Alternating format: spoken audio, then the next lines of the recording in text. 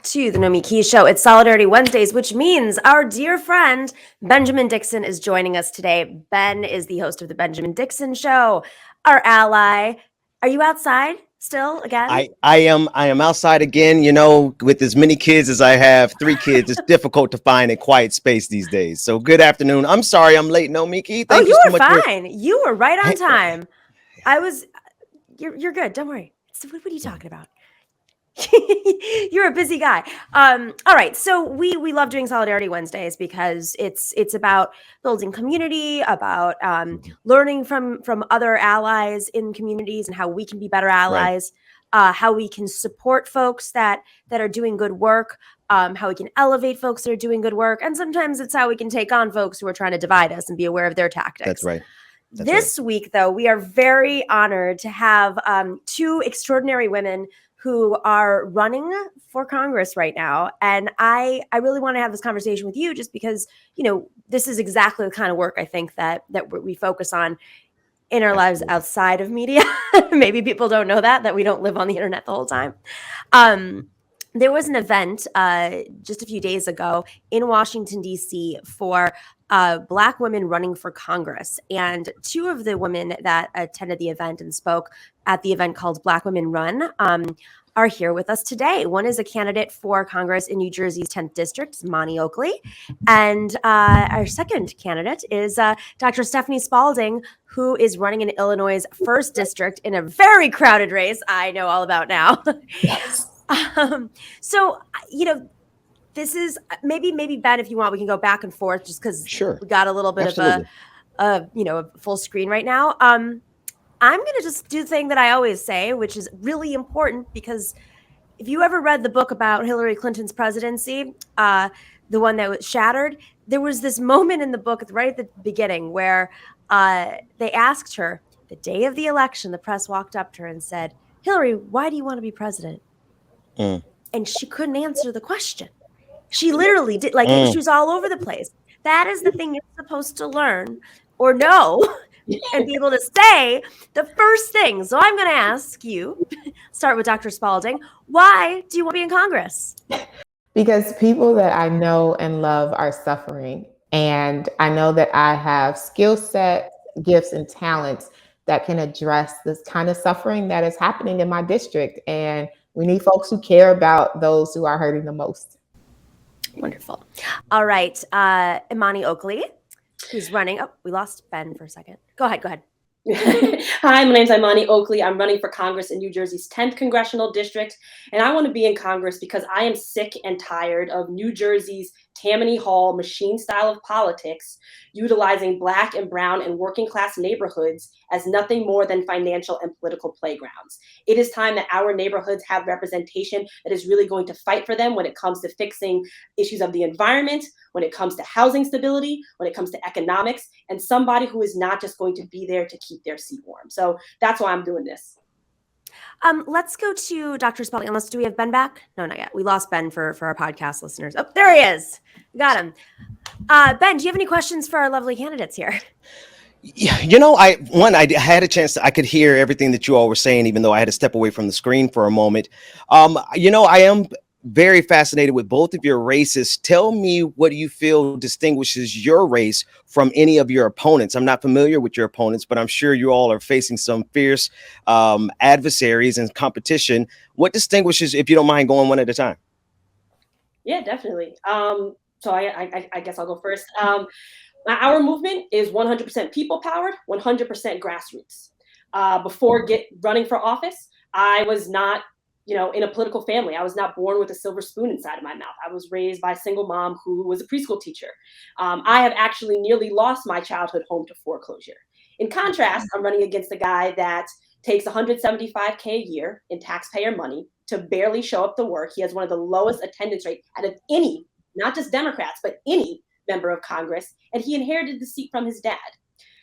And on top of that, he's taking money from some of the worst actors. He's taking money from Raytheon, a weapons manufacturer, several oil pipeline PACs, the Realtors PAC that tried to stop Elizabeth Warren and Cori Bush's eviction moratorium during the pandemic. Conversely, I'm taking zero money from corporate PACs, and I was still able to outraise him 2-1, my first ever fundraising quarter as a candidate. So, we are worlds apart, me and my opponent, and that's why I'm confident we're going to beat him on June 7th. Stephany. Fantastic. Oh no, I mean that's what keeps America running, right? Transportation system and infrastructure. But like Imani, our campaign is 100% powered by everyday working people, right? And for people who grew up in the hood like myself, I grew up on the far south side of Chicago in Roseland and West Pullman.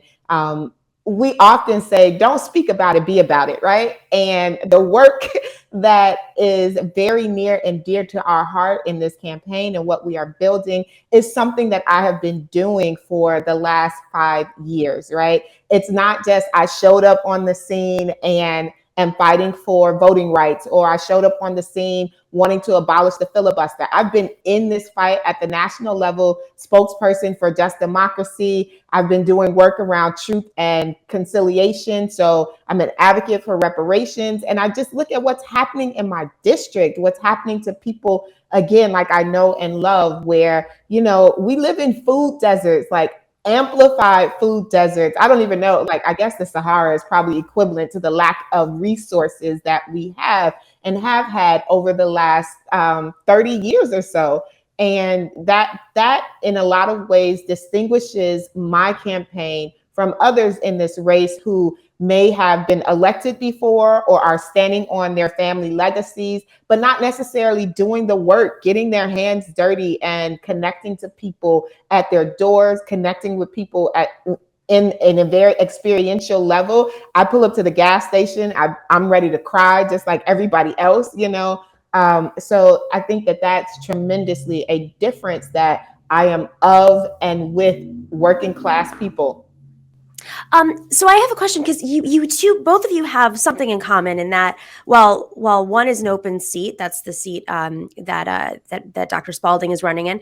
Imani, you're running against an incumbent, but there is this legacy issue I find fascinating that pulls through both of your races. There are juniors running, juniors who have either inherited their seat or who want to essentially inherit the seat. I'll start with Imani. What does it mean? I mean, I think of someone like Cori Bush, who ran against a junior, took her a few times to run before she won, but when she did, oh boy, did she. How does it feel like when you're campaigning against somebody whose name has been in that district for so long, for several generations? Like, when you talk to folks, at the door, older and younger, like what's the reaction about the man that you're running against? Yeah, it's interesting. I'm probably in a unique position, even more unique than Congresswoman Bush, because when I'm going door to door, I'm getting one of two reactions. Either people are saying he's not living up to his father's legacy. So they're like, yeah, it's time for new blood. I haven't seen him around here in years. His dad did so much work for the community, and I have no idea what he does. I haven't seen him since probably he got in. So that's what I'm getting from people who are familiar with him. And actually half of our district after redistricting is new. And so I've actually talked to people who thought I was the incumbent, and I had to explain to them, like, no, I'm actually a challenger. The incumbent is this person, et cetera, et cetera. And then they look him up and they're like, oh yeah, you have my vote. So it's a unique position because he has done such little work both in the district and in Congress that either he's not known or the people that do know him are just disappointed in what they're seeing. So, I'm feeling good, even though I'm going against a junior, and sometimes that does give people a boost. But in our situation, it's really, it's not really helping him. Fascinating. And Dr. Spalding, how's that play out? I'm sorry. Yeah. So again, this is a unique situation where a 30-year incumbent decided that they are not going to seek re-election. So it creates an open opportunity for a number of people who perceive that they have been waiting in line, so to speak, or that the seat is owed to them because of their political connections and things of that nature. But I'm also, as you can tell, I'm also a person of faith. I pastored a congregation for 7.5 years. And what I hear at the door is very much a faith-centered response. To whom much is given, much is required. And how you are over a little is how you are over much, right? We have individuals who have been in office, and literally I have constituents who are saying, you didn't do anything as alderman. You didn't do anything as, in the state legislature that has really tremendously shaped and changed our district. Why would I vote for you for this position? And so we're seeing that. And then there are others who are commenting and saying, like, you are the very first person who's ever knocked on my door, to have those conversations one-on-one, who shows up and is concerned about me. And that's how we are building our base. That's how we are building the movement that this campaign is. Reverend Dr. Spalding. I know, right? A very similar background. I would love to hear you talk more about your, I guess I would have to assume, like, liberation theology and the kind of mindset is the root of what drives you, simply by just looking at the website just now and listening to you speak. Do you listen, or do you find any solace from other liberation theologians that are out there who are doing really great things, like Dr. William Barber? You have Raphael Warnock. You have quite a few people who, instead of this evangelical right-wing faith that is attacking and harming people, we have another side that says, no, we're here to liberate people. Talk about that, if you would. Absolutely. And again, I spent the last 3 years organizing with a group called Vote Common Good, because they are like, look, these evangelicals, I don't know what Jesus you're talking about, but that is not that is not the Jesus. You are not alone. You are not alone. And we've been having really hard conversations with communities across faith communities across the nation, to really get at the heart of, this is not at all what our faith tradition teaches us, right? And so yes, I have been with Red Letter Christians. I've been with the Shane Claiborne and the Poor People's Campaign. I have been with Cori Bush is a pastor. People don't remember that Representative Bush is a pastor. So this really motivates a lot of what our mission is driven to, because when we stand before, for those who are of this tradition, when we stand before God and we talk about how we denied women access to healthcare, how we deny the poor opportunities to eat, but we could fund wars, when we deny people housing, that it's just not going to fly. At the end of the day, we are all accountable for the things that we do and how we steward the resources that we have been gifted to have access to. And I want to stand accountable, and I want to be confident in my level of accountability, that I did everything. I left nothing on the field, but I did everything to bring justice and liberty, compassion to every person that I am allowed to touch via whatever platform. And I can't wait to hear those speeches in Congress, because when Representative Bush gets up and she speaks, it's like, It's power. It's literally, it's Yes. incredible. Imani, when you decide to run this cycle, the district looked a little bit different than last time. How have things changed for you? Well, I mean, it didn't really change as far as really demographics are concerned. I mean, it's still over 80% Democratic. It's still majority Black district, majority minority district. So not much has changed. I mean, there were some towns that were out, but I mean, really, people are so fed up all over New Jersey with the games that the machine plays here. I mean, the messaging really didn't change much. The people, when I go door to door, people are still saying, like, yeah, just like Dr. Spalding, same thing. This is the first person that's ever knocked on my door. People are saying that they are upset because their basements are flooding a lot and they want people to do something about climate change. People are saying the cost of education, especially higher education, and people who are concerned as to whether they can afford to send their kids to college. We get a lot of that. So, I mean, really, the messaging, it doesn't really change. The problems don't really change. There are some lines that have changed, but ultimately, I mean, people are sick and tired of New Jersey's machine. They're sick and tired of having somebody who is not working for them and really delivering the real everyday things that they need. So, I mean, technically the lines changed, but not much really changed for us with that. Good. So you took part in this event called Black Women Run, and it was in DC. And I love that there's solidarity, because a little known fact, I don't think people know this, but candidates aren't always helping each other out. And I think that's what's really beautiful about this and the movement of having progressives running across the country on similar platforms is you boost each other, you help each other, you grow. Rising tide lifts all ships, but it's like being an ally. So I'll go to Dr. Spalding first. What was that event like? And who else was part of it? We have some of the video right now. Absolutely. I think we lost her for a second. Did she freeze? All right. Well, then, Imani, we're going to go to you first.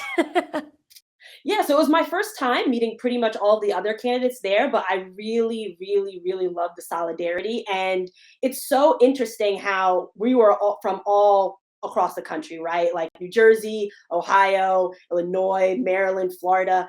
But the kind of the things that you experience as a Black woman running for office are still consistent no matter where you are in the country. You know, difficulty with people trying to paint us as angry, difficulty with people trying to paint us as unqualified, even though we're some of the most qualified people to run for office, people trying to just paint us in these different, very nasty ways that they use uniquely with Black women. And so being in a room of all these Black women who are overcoming that, getting past that, and really, really doing well and doing something positive was a great experience. I had a great time. Now, Dr. Spalding, Dr. Reverend Spalding or Reverend Dr. Spalding? Which one goes first? Either way, it doesn't really matter. Stephany is really good for me. But for that, I just want to say, when we talk about infrastructure, broadband access for a lot of communities is an issue. It's a concern. So you all just experienced that. But I was just, saying that for me, it was such a powerful experience to have this panel of women to run together. And shout out to Isra Allison, who's, it was her brainchild. One of the things that people don't know, yes, we talk about progressives and trying to get progressives in office. We talk about getting women in office and progressive women in office, but Black women are the least funded candidates across the country at every level. So to be a part of an event like this, where we are not, sharing resources, but really accomplices to each other as we are running, is such a powerful moment in history. And I just appreciate the work that each of these women are doing in their own districts, but also what we will bring to Congress when we win and when we win together. Imani, as I was listening to Stephany talk about the difficulties that Black women face in common, particularly around fundraising, I'm curious to hear your thoughts on that, as well as if you are facing anything, either of you really are facing any of the type of pushback from the establishment that other progressive candidates, other Black women candidates like Cori Bush, like Nina Turner have faced. Imani, and then Stephany. Oh yeah, I mean, raising money is definitely difficult for a number of reasons. I mean, there's the inherent racism with regards to people they want to give to and why, but there's also the fact that, a lot of, and maybe not, let me not speak for Dr. Spalding, but personally, a lot of my network are Black professionals.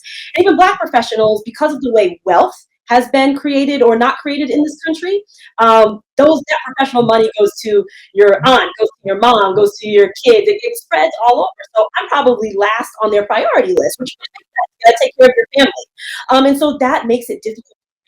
Then you have on top of that false bias about whether they actually want to give Black women or not, if they're not in that situation.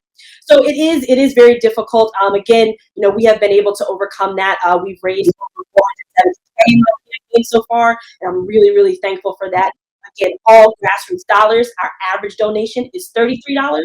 So, we've done really well with that. But the nastiness is definitely coming. I mean, I've been called by pain supporters vagabond, which, some people don't really know what that word really entails. But if you've grown up around Caribbean people, being called a vagabond is that's a very nasty word. It's like somebody who's dirty and low down and nasty and disgusting. They've been trying to paint me as too ambitious, which is ironic. I'm running against a guy that doesn't show up to work, and they're like, you want to show up to work too much. So I don't know, but the games are there, and it's very particular against Black women. But of course, we've always overcome that, and I'm confident that myself, Dr. Spalding, and all the other women on that panel are going to overcome it this cycle also.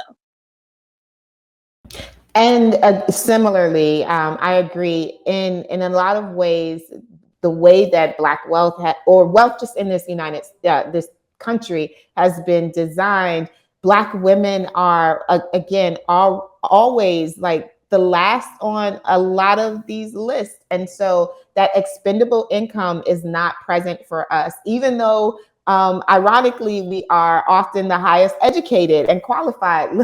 look at the ways that we are examining Judge Ketanji Brown, right? Like so we get challenged on the ability to raise money because most of these organizations and even progressive organizations, sorry to say, it takes money to raise money. They want to know that you already have access to almost $100,000 in your own personal network before even progressive organizations will start to see you as a viable candidate. So that's on the fundraising side, but also to the credentialing side. I have people who are questioning my ordination, who question whether or not I am aiming again too high. And I'm like, I have a whole PhD. Like what? And was tenured and left my job as the chief diversity officer for my university. Like a lot of things that in terms of bias are just levied against Black women. But what we do enjoy, what we see that people enjoy, they love our passion. They love it when we get in the spirit and our heads start to roll and our fingers begin to snap and we are giving the fire in terms of speaking to the issues and the concerns. They love that we are the most consistent voting bloc in the Democratic Party. But again, they do not invest in us as candidates. 100%.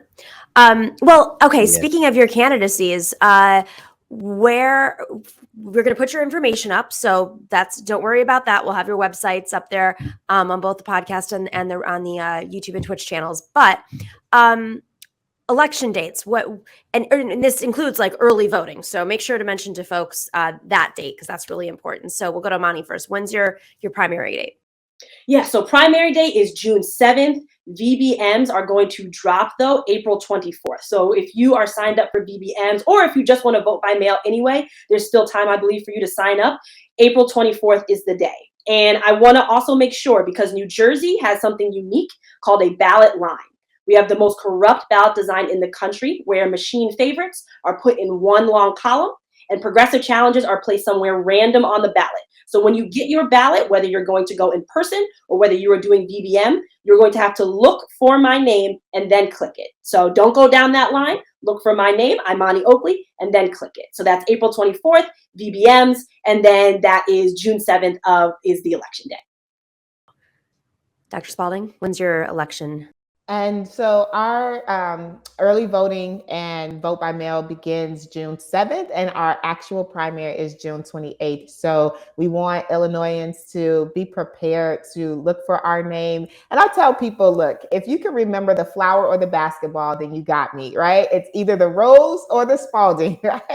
Then you can remember me. I will probably have the longest name on the ballot, both initials, first name, last name being the same. So yeah, we are encouraging people to vote early. Unfortunately, in a lot of districts, like across the country, there is a drop off during the midterm election cycle. So we really are encouraging people to come out and participate in this midterm. Ben, do you got any questions before we? I do. The most important question of all: when can I get both of you on my morning show? Because I think everybody needs to hear about both of your campaigns. I am. You don't have to answer now. Look at it. Yeah, that's right. Exactly what I was gonna say. Listen, just send that email and I'm there. Awesome. Looking forward to it. Love it. If you can give money or volunteer or both, go to their websites. If you're in the Chicago area, if you're in the New Jersey area or tri-state area, or if you want to go and help. I mean, I know people who who are dedicated, who get on the road and go support candidates across the country. Or you can do it from your home, wherever you are. I think we all have virtual phone banks. So wherever you are, you can volunteer. Wonderful. Well, virtual phone banks, obviously dollars help a lot because it pays for those signs up there. It helps pay for pizzas when people go knock on doors. It pays canvassers. This is super important stuff. You have to have a viable campaign to be successful. You don't have to have millions of dollars, but we need to invest in more progressive working class women, and especially Black women, because as we know, the statistics are shocking. Stephany Rose Spalding, Imani Oakley, thank you so much for joining. And Benjamin Dixon, as always. Pleasure. Love Wednesdays. Nomiki. Love Wednesdays. The pleasure's always mine. Thank you. Take care, everyone. Are you joining us on all the podcast platforms? If you want to go even further, we have a very special podcast that we release on Patreon. You can go to patreon.com/The Nomiki Show. There's all different levels, as you know. And when you support us on Patreon, it helps us put together the other stuff. It helps us have a show. We have all different types of levels. And of course, you can get swag. You can go to patreon.com/The Nomiki Show.